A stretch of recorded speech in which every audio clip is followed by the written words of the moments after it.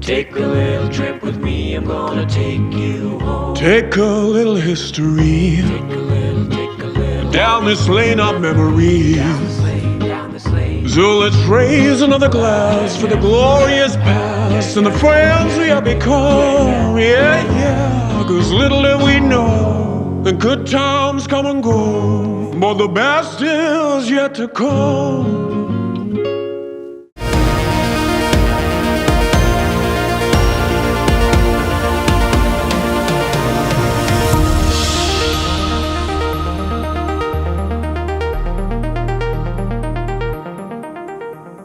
Hello and welcome to a special interview for The Wire. My guest is India's greatest and best known electoral strategist, Prashant Kishor. A few days ago, we interviewed him on a critical question that's been at the back of everyone's mind for the last 3 weeks of the lockdown.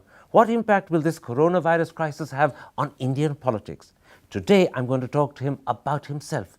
What is the secret of the success of his electoral strategy? Remember, his strategy brought Narendra Modi to Prime Ministership in 2014, and since then, he's made Nitish Kumar, Amarinder Singh, Arvind Kejriwal, and of course, Jagan Mohan Reddy Chief Ministers as well. And next year, he hopes to make Mamata Banerjee and MK Stalin Chief Ministers. So what is the secret of his success? But before I come to that, Prashant Kishorji, let me talk to you about Narendra Modi. You made him Prime Minister in 2014, but you were working with him from 2012.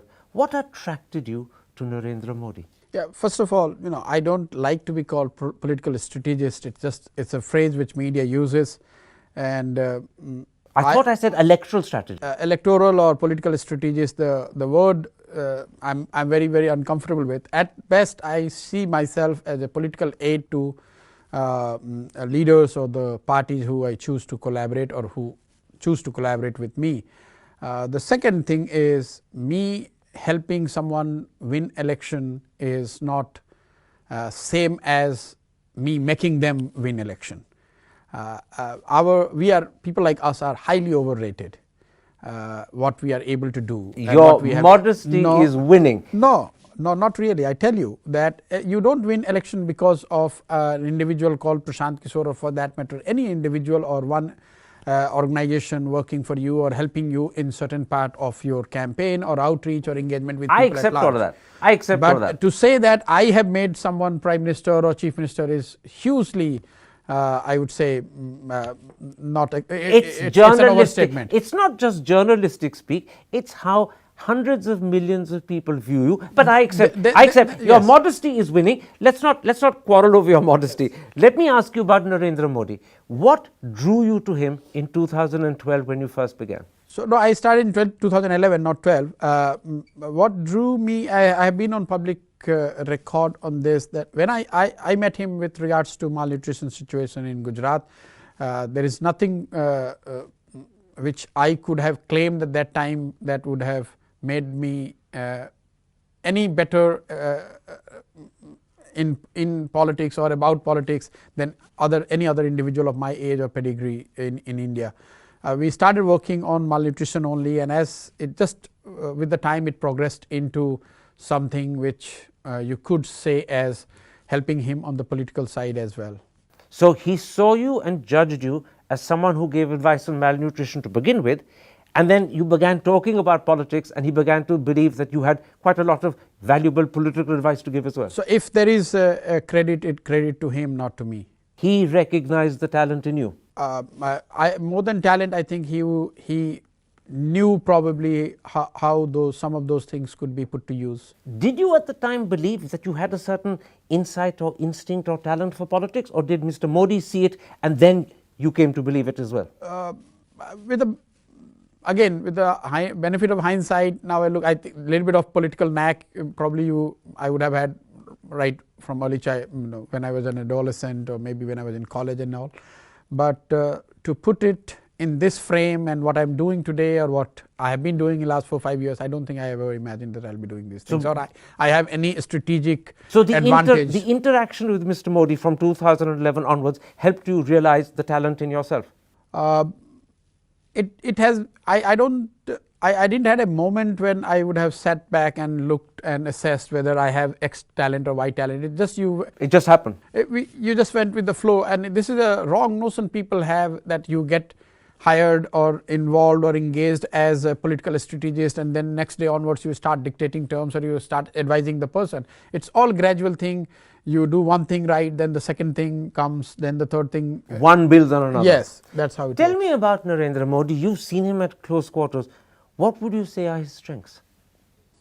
Oh, there are many. You can write a book about his strengths, but if I have to single out one thing as his distinct advantage or strength, I would say the unique experience mix he has, which is unmatched in India, in contemporary India. And what I mean by unique experience is 15 years as a RSS Pracharak, he probably had an opportunity to see, observe, interact, engage with masses at the grassroots level like very few would have.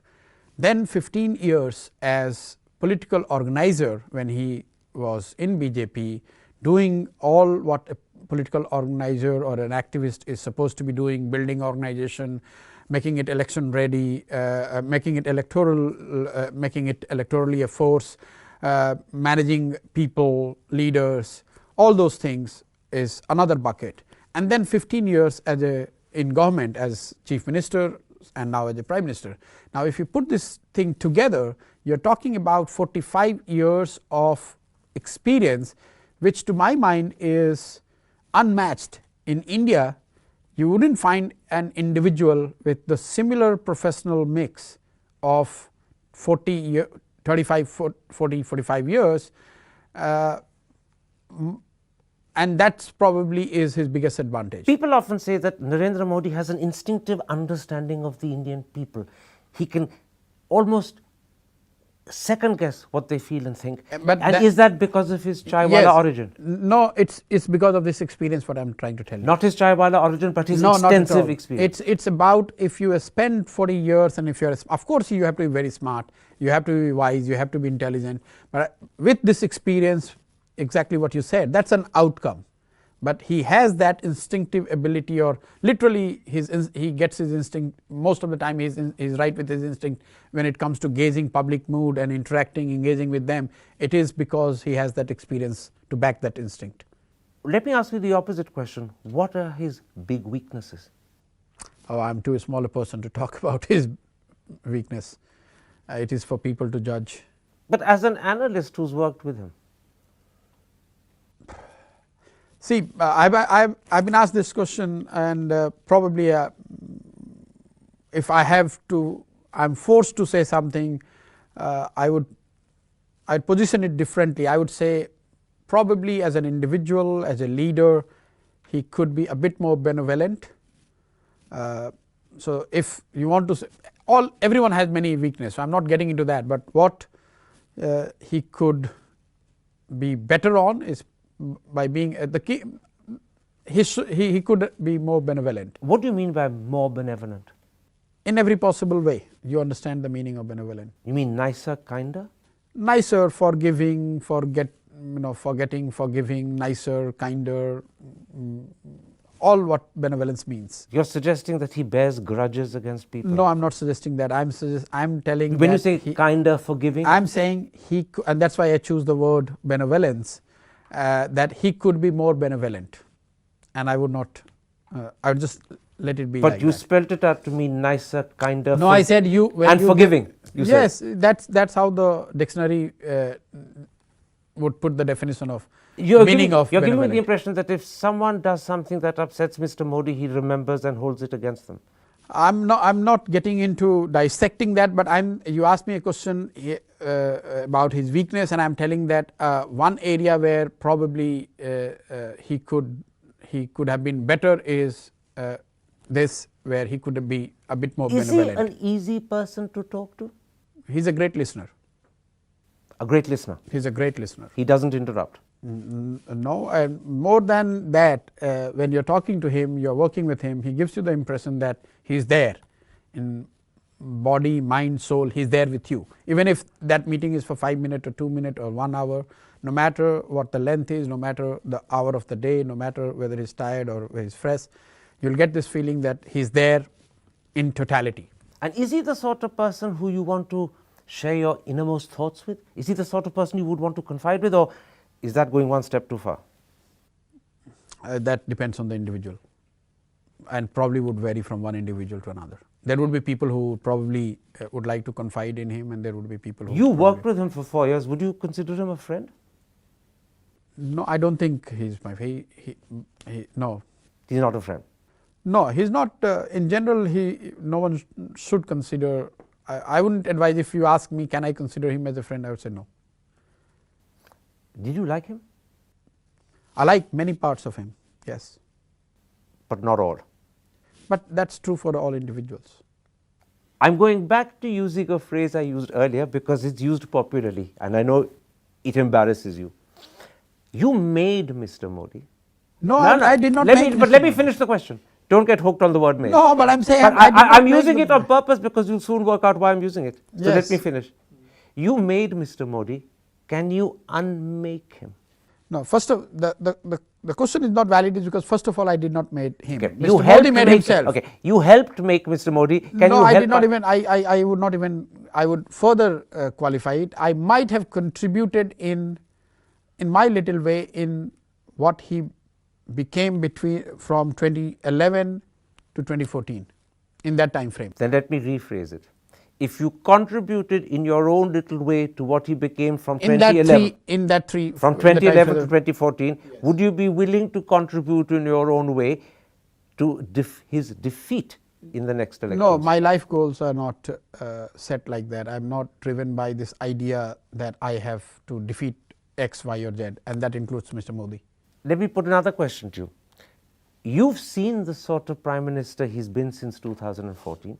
You've often tweeted with disillusionment, sometimes with anguish, occasionally with anger, particularly in the days of CA yes. and NPR. Yes. Do you regret the role you played in helping him become Prime Minister? No. No regrets at all? No. You learn, you don't regret. You learn from your experience, you don't regret. That's how, that if is how Mr. I Modi see it like. invited you to work with him again, would you say no? I think we have moved too far. There's too much fasla between the two of you. Not fasla, like he first of all he doesn't need someone like me, and second I have also moved in my own little small way. So what's the question of going back? I don't think. So that's a bridge that's been crossed. You can't go back over it again. I don't think so. Let's come to the other people that you've worked with. Yes. To whose election success you've contributed in a big way. Nitish Kumar, Arvind Kejriwal, Jagan Mohan Reddy, Amarinder Singh. Yes. And next year, you hope to do the same for Mamata Banerjee and MK Stalin. What's the secret of the success of the advice you give them? I won't say electoral strategy because you don't like that word. What's the secret of the advice you give them? Just being open-minded and driven by the evidence or the data which we collect, know, and being commonsensical. It's largely about being commonsensical. 9 out of 10 things what we do, I tell you, is already known to the leader that this is what they should be doing. Sometimes they lack the conviction that they can or they should do it. So our presence sometimes helps in doing that. Sometimes they are not able to execute things as they would have liked it to be. So we help and probably contribute in executing it as well as it should be executed. And very rarely you also bring new information that comes from all your understanding of grassroots data analysis, whatever you want to call it. But this is, when I say data and grassroots information, please do not mistake it with AI and social media, which to my mind again is very, very overrated with regards to the impact they have on the electoral outcomes. But do you suggest particular lines that they should follow in terms of things they should say, or posters that they should put up, or messages that they should send? So this is the question which we are asked, that what do we do actually? But we do everything that contributes or that enhances the probability of you winning. If it means you saying the right thing, so be it. If it means scheduling your day in a better way, if it means strengthening your cadre, so be it. If it means that you communicate better, engage better or more effective way, everything. So there is no we don't work to a TOR. You don't contract me out with certain TOR that you do X, Y, Z, and you work across the board. We work together. That's why I said that I call myself more of a political aide. I'm working with you, whatever it takes. Which also means that when you're working with someone, you're working very, very closely, and Very you're with closely. them, and you're with them practically all the time. All the time. Yeah. And you're talking to them about practically everything. Everything. And it also means that you must feel free to be privately critical to them, so that they realize if they've said something wrong and why they should say something different. Most of them, they are very open to it.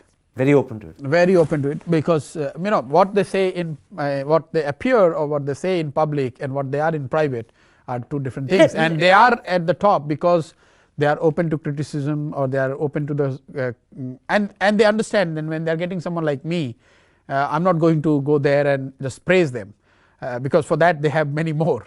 Are there people who've approached you and said, we'd like you to work with us and help us, and who you thought about and said, no, I'm sorry, I don't want to take Many. this? Many. Many. So there are many that you've said you don't want to work with. Yes. Because you didn't think they were the right sort, or because you didn't think they'd listen to you? So this is one of the most, I would say, conflicting thing that goes on, that on what basis we choose to work with, who do we choose to work. Sometimes it is just the matter of survival, because as you are starting your career, you don't have choice, you work with what comes your way. Sometimes it was just a momentary decision, sometimes it was strategic, sometimes it just happened. Just didn't like the person. It just happened. I'm saying those who we choose to work with. So we reject more than we accept. I'm going to go back to the nature of the work you do and ask you to illustrate it as an example. If opposition politicians had said to you during this present corona crisis, what should we do so that people think we care about them? What should we do so that people think we're still valid? What would you have advised them? I don't know. First thing I would do is I will go and put a system to talk to about, say, 100,000 people across India and gather what they're saying. Many times, we overestimate our own understanding of situation. I tell you, and give a couple of examples. So in Bihar, if you see the way when we conduct a campaign, it is largely around 7-8 programs, the promises.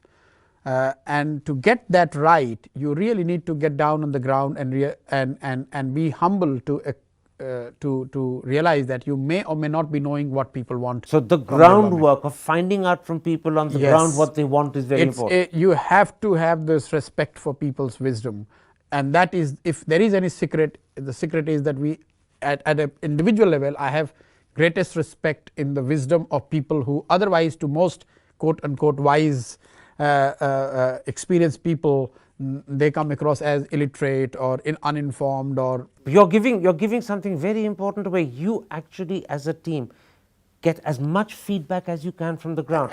That's it. As you said, sometimes a lakh or even more people. More. And then you filter that back to the people you're working with to say, look, this is what they want, this is what you have to say. It will become too lengthy, but I can give you campaign after campaign, we have done the same thing. So this time around during coronavirus, when lakhs or millions began walking back home, say for example, what would you have said to politicians? This coronavirus thing, we can all sit in our room, no matter how smart we are, and we can make a guess that how people are thinking and what they are thinking and how they are going to react. But scientifically speaking, you and I would not know unless we would have spent time with them, listening to them. And that is the problem in the political parties. Most top level leaders, and I'm talking about across parties, you go and ask how many of them has spent a night in last 1 month or 2 months being with people. Very few of them would have spent a night, very few of them. So would you have said to people, look, there are millions walking back in anguish and hunger, go walk with them for 3-4 days? Yes. You would have. But what does journalists do? They go, how the world knows that they were suffering? Because some journalists walked back with them, they asked them, what are you feeling, what is your suffering is, what is your complaint, who are you angry And politicians should do the same. Unless you do that, you will always be disconnected. So politicians and you are more likely to make mistake in not getting what people want. So from politicians who believe that they're being ignored or their party is not getting the fair play deserved, you would have said to them, take Rahul example, go walk with these people, identify with these people and try and see whether you can reach out. But there is no other way other than listening. You tell me if there is any other way to know what millions of people are thinking about a given situation on a particular day. So what I get the feeling is that opposition politicians had a wonderful opportunity, walk with these people, spend time with them, identify with them, understand and stand by them. Not doing it meant that you lost a huge opportunity. Yes, because see, this walking back thing, we can all make a second guess that what they were going through as they were walking back to their houses. What would have made someone walk 1,000 kilometers, children, a bag on their shoulder, what would have made someone to take that kind of risk? Unless you talk to them, I, in my limited wisdom, have not been able to figure it out a better way to know what they're feeling and what their possible reaction could be. And if I know what their actual issues are and what their possible reaction could be, then I am better placed to mount a political challenge or political strategy or communication. And also at a time when also I relate with them and they relate with me. And also at a time when they think that the government has turned its back on them, you're identifying with them and showing them, Hamara to Sahara aapke saath hai. Yes. Let me put to you two criticisms that are made of you. People say you're a political mercenary. You work with Congress in one election, the BJP in the next. Last year you worked with Shiv Sena, next year you're working with Trinamool Congress. How do you respond to that? I take it with a pinch of salt. I give them benefit of doubt for a simple reason is that I have not made a concerted effort to explain why I do what I do. The second benefit of doubt, the reason why I would give them benefit of doubt is because there is no reference point for them to make assessment of me as an individual or as a professional or whatever they think of me. So everyone makes his or her own assessment that why I do what I do. Now on this question of Congress, BJP, this side, that side, if you give yourself 2 minutes, you will realize that since 2015, once we have walked out of the BJP NDA setup, in 2015 I have worked with Nitish Kumar, who he was fighting with. He was fighting with BJP. After Nitish Kumar, we were engaged, we were involved in election in Punjab, who Amarinder Singh was fighting election against. It was an Akali BJP government. After that, we were in UP, which we were unsuccessful. The Congress Sapa were fighting BJP. After that, we were in in Andhra. Jagan Mohan Reddy was fighting against TDP plus BJP. It was an NDA government. So, but you don't want to see it. You want to see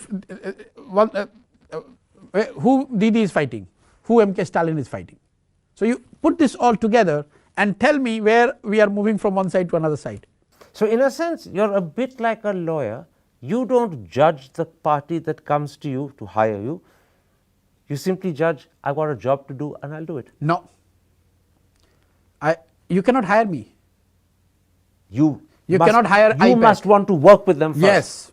But this is one thing which I have said many times, that again, as I told you, people just don't want to understand. As I explained to you on being on the one side of the aisle.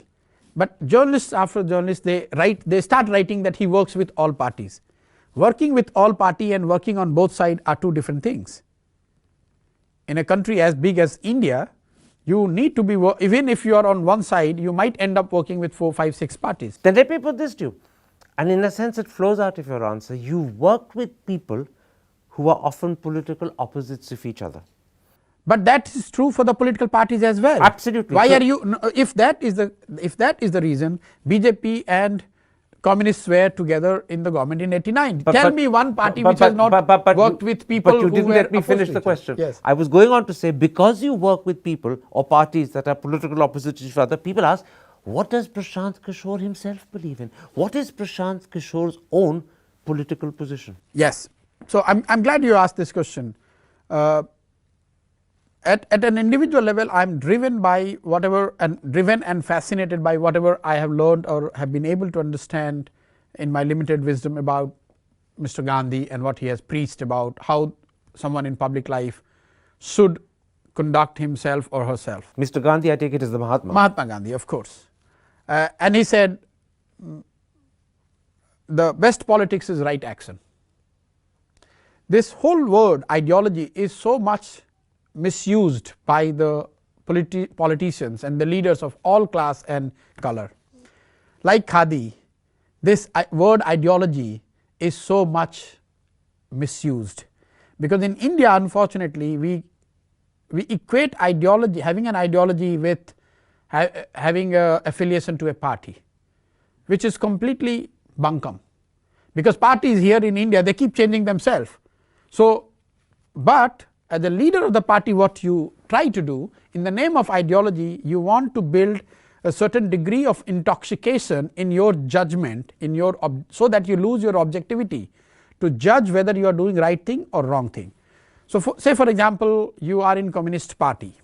So, you would be presumed to be having an ideology which is same as that of Communist Party, and by virtue of being a member of Communist Party and ideologically quote unquote a solid person, you are not supposed to be questioning even if Communist Party fails to deliver any good for the people. What is your own opinion? Do you think the young and the educated or the vast majority of this country should get blinded in the name of ideology? Most horrendous things in the history has been done in the name of ideology. I totally accept that. But so those who write that he is ideologically agnostic, they know nothing about ideology. But it's not the agnosticism of your position. I give you one more. No, let me complete this, because this is such an important point. People who are completely ignorant about ideology, they are, or how it should be applied in a political given situation. So, take Mahatma Gandhi. He was opposed to cow slaughter, and he was a votary of, say, being vegetarian or many such things. So, by that virtue, he was very close to what some part of what RSS is for. He talked about Gram Swaraj. So, that way he was very close to what socialists would say.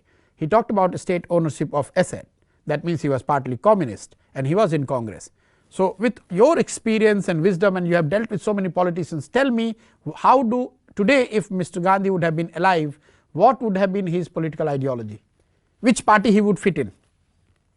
And if you help me understand, I will go and work with that party all my life. But in your own terms, you're saying a very important thing. You're saying you don't like the term ideology because it binds people between very narrow confines of what they think is your thinking. On many issues you have different thoughts. On some you equate with A, on others with B, on some with C. And this perhaps is the explanation to a question I asked you earlier. You can work with Shiv Sena one year and Mamta the next, and although the two of them look like polar opposites, both of them have things that in a sense you can identify with. In other words, you can't be confined or reduced to ideology, because there's a lot in you that is cross-connecting. So, I am saying that you, as an ideology, as a person, you must have an ideology, but do not equate it with having an affiliation with a political party, because in India, as we are still early as a journey of the nation, we are early stages of being a democracy. The party's ideologies are not as crystal clear and as casted in stone as people would like it to believe. But can I interrupt? While the political parties, they want to have this liberty and flexibility to keep changing their ideology, they want the citizens to be binded to them in the name of ideology. That's what I'm trying to tell you. But you're saying a very interesting thing, and there's a certain element of perhaps contradiction. At one level, you're happy to work with people who... No, working is a different thing. Let's stick to ideology point. But I'm trying to understand... As a citizen, whether you should have ideology and how do you deal with this having or not having an ideology. What I'm trying to tell you is the political ideology, and I repeat, having an ideology is not same as being affiliated to a party. The party is what they want here in India, that they are flexible. They want the flexibility for themselves in the name of ideology, but they want you as a voter or a supporter to remain binded to them even if they don't deliver what their ideology is supposed to be. And you're also saying, aren't you, this is the point I was trying And to I'm not willing to be that blind. The fact that you work with a particular party doesn't mean you share their ideology. No, definitely, yes. Right? Yes, because and that's why you can work. And that's why you can work with two completely different parties. And then I'm coming to it, what makes me work. When we work, we are working to set an agenda which I believe in, which we think that what people are asking or expecting their governments or party to do, and the party I am working with, they are binded to that agenda. So take for example Mr. Nitish Kumar. He fought an election as part of Mahagathbandhan, and now he is with BJP.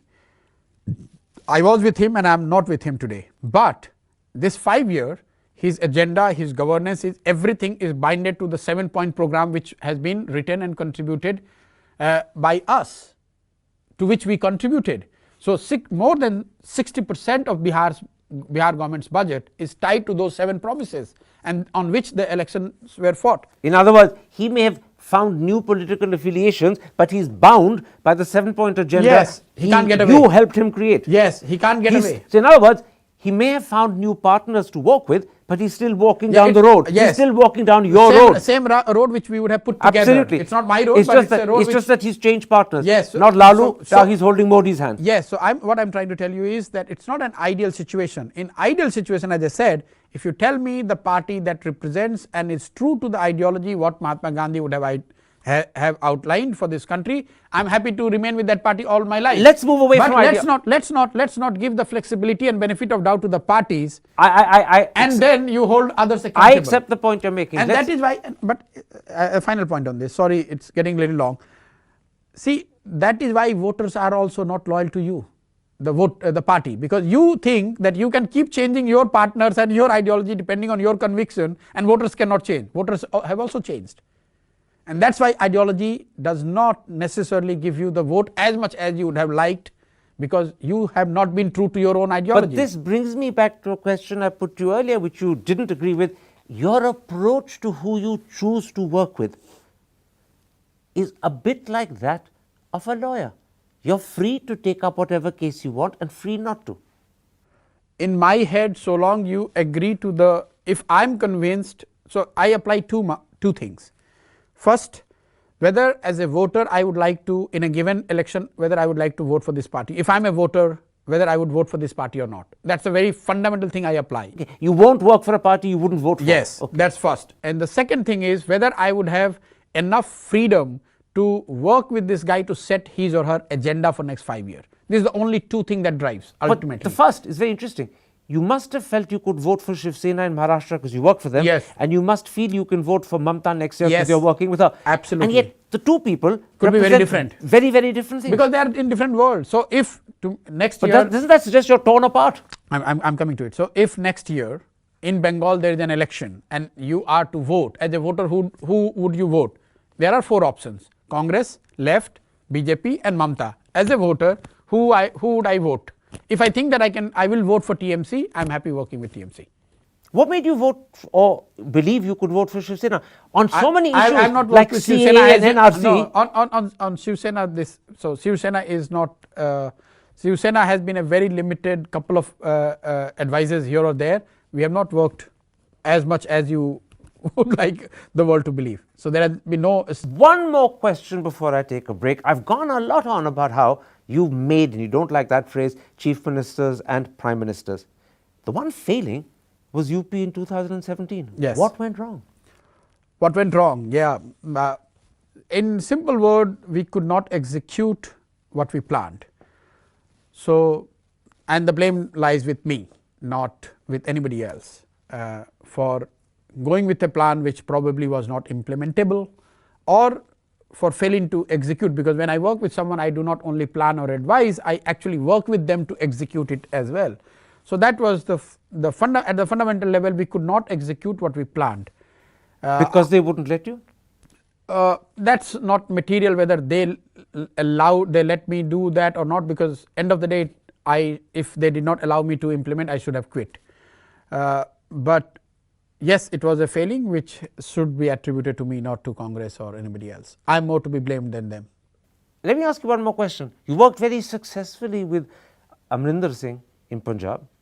He came, I believe, just 1 seat short of a 2/3 majority. Yes. It's one of the In biggest UP, victory Congress ever had. people believe you were working with Rahul Gandhi. Was Rahul Gandhi the problem? No, but Rahul Gandhi was not the face of UP. See, if I can sum it up, in an election you need what I call 4 M's. The messenger, which is the leader, the message, the leader saying the right thing what people want, and that's what I said, that you need to be informed and be data driven and talking to as many people as possible so that you tell them the right thing what they want to hear. Then there are 2 things, which is machinery, which is the party, and the mechanics. Mechanics is largely the campaign, what as people understand. Out of these 4, if you do not get 3, if not 4, if you don't get 3 right, you are less likely to be successful. How many were wrong in UP? In UP we were wrong on all 4. On all 4? Maybe 3. We had the right message, but we did not have the right messenger. We did not have the enough face messenger. in UP, I take it, was Akhilesh. No, when I started with Congress, Akhilesh was not in picture. It was about the Congress campaign. This was an afterthought, maybe plan. For the early stages of the Congress campaign, the face was Sheila Dikshit. Yeah, even before that, there was somebody else. So it was all in mess, because the campaign in UP at our level, it started in March 2016, and Akhilesh and Mahagathbandhan happened 1 year down the line. Sheila Dikshit came 6 months later, then in June. So the problem was messy thinking in Congress.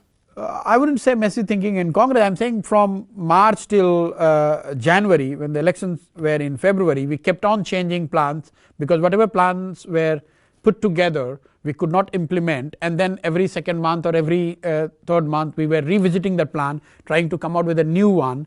And my fault was that I did not stick or I did not say, if you are changing anymore, I am not continuing. Yeah, I get the feeling that in fact long before the election happened, you realized this was going the wrong way, and you felt. No, I can tell you on record, I have said it before also, in month of October 2016, probably I wrote twice or thrice, I even sent the resignation letter that I don't want. Resignation meaning that I don't want to continue with UP program. And Congress insisted you do.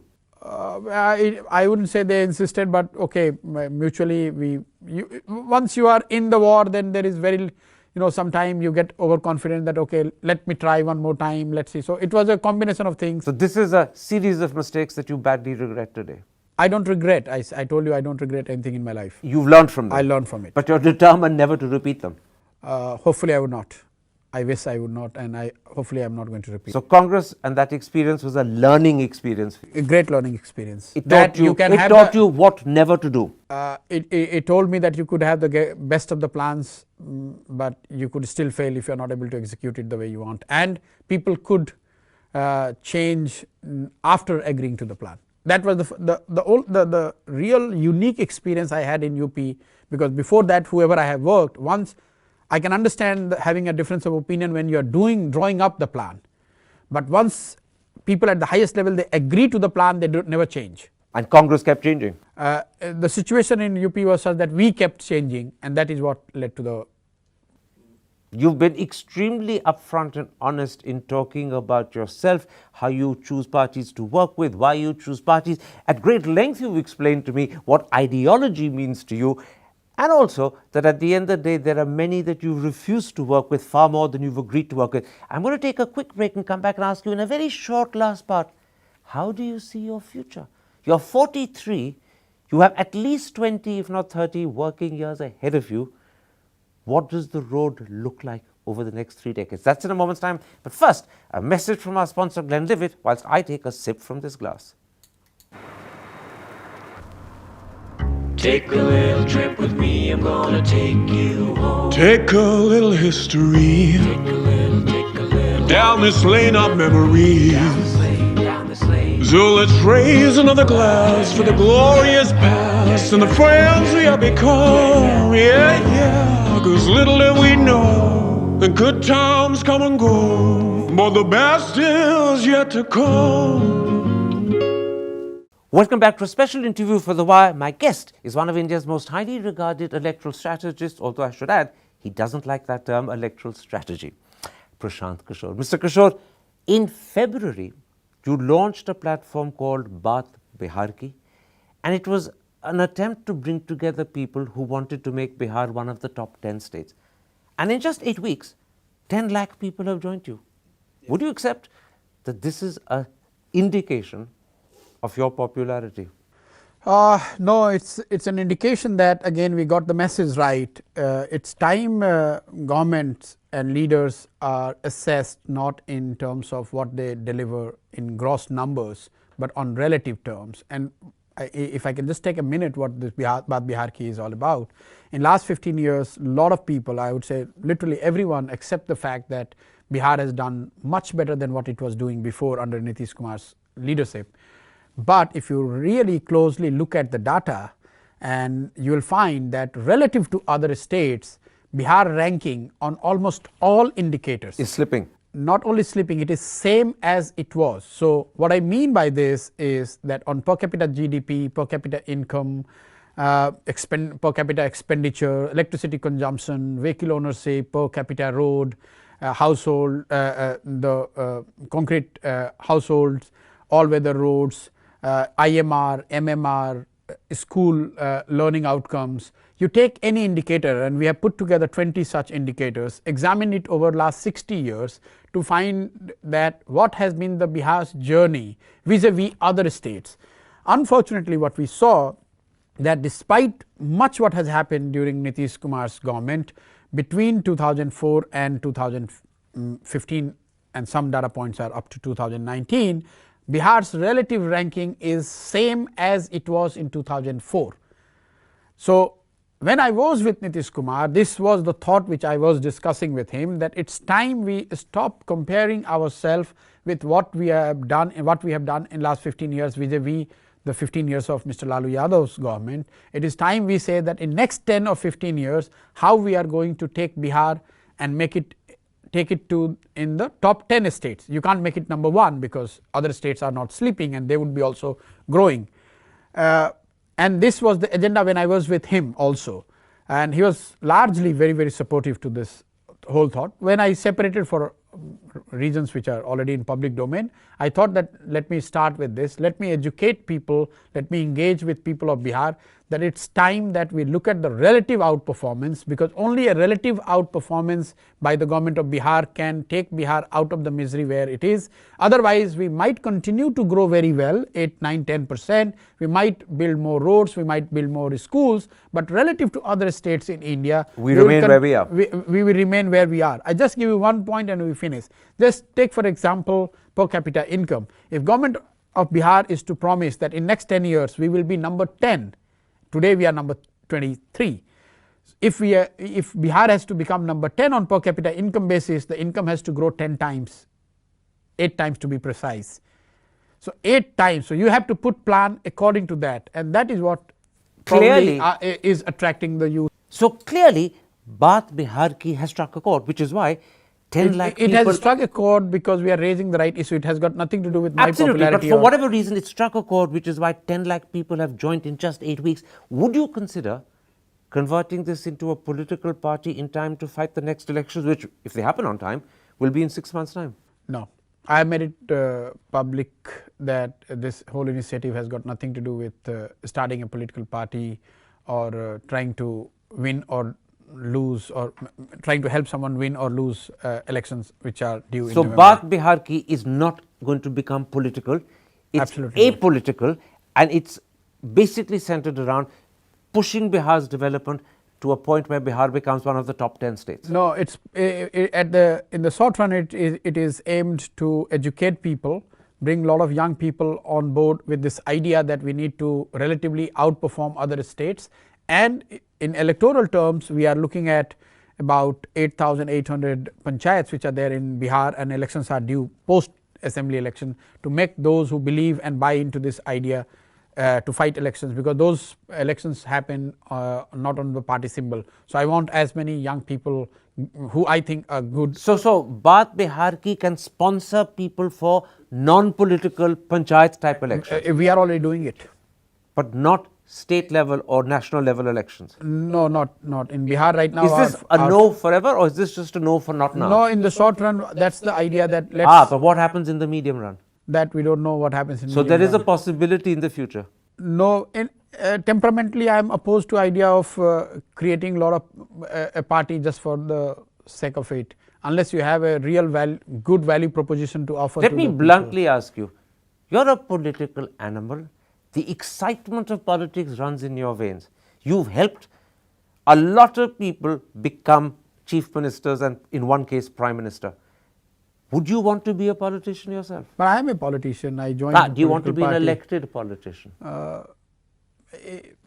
I'm not in hurry, and I do not look things in binaries, or I do not look things from the in 2 years, 3 years, 5 year time frame. I have a tendency to look things. I think if you want to do something meaningful, you have to have a time horizon of 10, 15 years. Absolutely. You're only 43. You have a time horizon of 30 years. Yeah, but so I'm not looking at, I don't have the wisdom to, or crystal ball to see 30 years down the line and 20 years down the line. I'm saying that if I have started something, I want to be in politics, I will not tomorrow launch a party unless I have a right value proposition to offer, which is distinct and which is accepted by the vast majority of people who I want to I'm going to go represent. back to the beginning of your answer. When I asked you, do you want to be a politician yourself? Your words were not in a hurry.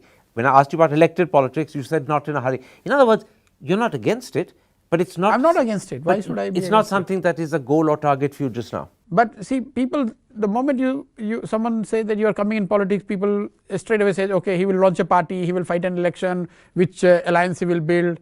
Those things are not how I see things change. At the moment? No, not on at the fundamental level. That can not change what I'm asking or what I'm seeking to happen in Bihar. If you want to change Bihar on those terms which I'm articulating, which is the relative outperformance vis-a-vis other state, that cannot happen unless you bring the fundamental change in the way the whole political ecosystem is organized and brought together. Elected politics is not your priority at the moment. Yes, not a priority. But it is possible 5, 10 years down the road. Yes, of course. So you're not closing the door. Not at all. To becoming an MP or a minister or a chief minister. No, those things. See, I have said that in Bihar, I will continue to work at the grassroots. Next 5 or 10 years, I'm not going to upper house, Rajya Sabha or Lok Sabha. No disrespect for those. I just think that I need to spend that many years working on the ground to understand. Does that include no MLA either? No, I have not said MLA, but I have assured this to people, because I have been asked this question in Bihar, especially from the young people who I work with, that are you going to go to parliament? And I have said that no, I have got no interest in going to parliament. You said it doesn't include being MLA. Yes, but if I am to fight election in Bihar at some point in time, yes, I could. I could, yes. But if I have to have a value proposition. Absolutely. Right now I don't have a value proposition. See, winning an election is one thing, but after winning you should be able to do something that makes a difference. Otherwise, yes, winning an election, we help so many people, as you rightly said, to win election. So I'm sure I can organize my own election to become an MLA or MP, but that would not necessarily bring the change which I think we should be aiming to. You're saying 2, 3 very important things. I'm just summing up. Getting elected as a politician yourself is not your priority at the moment. Yes. You're pretty clear that you don't want to be an MP or in Lok Sabha or Rajya Sabha member for at least the next 10 years. But the possibility of an MLA is open. It's not immediate, but it is open. Because grassroots fascinates me. And I think we must give ourselves 5, 10 years time to understand grassroots before trying to jump. And an MLA is a direct product of a grassroots understanding. MLA, the Mukhya, the Panchayat level, that is far more exciting. I know people will think that I'm just saying it for the heck of it, but that is where the real learning is. Because there's no school where I can go and teach myself or educate myself with what happens at the grassroots, other than the fact that I work at that level of the grassroots has to teach you what happens at the grassroots. Yes, grassroots has to teach. You have to make yourself part of the grassroots if you want to actually learn something meaningful. Prashant Kishor, for a fascinating interview, both about yourself and your understanding of electoral strategy, even though you hate that word, and politics, I'm deeply grateful. Thank you. It's a pleasure. Thank you. To receive instant updates on all videos from The Wire, click the subscribe button and hit the bell icon. Pay to support independent journalism. Click the link in the description and choose the amount you want to pay.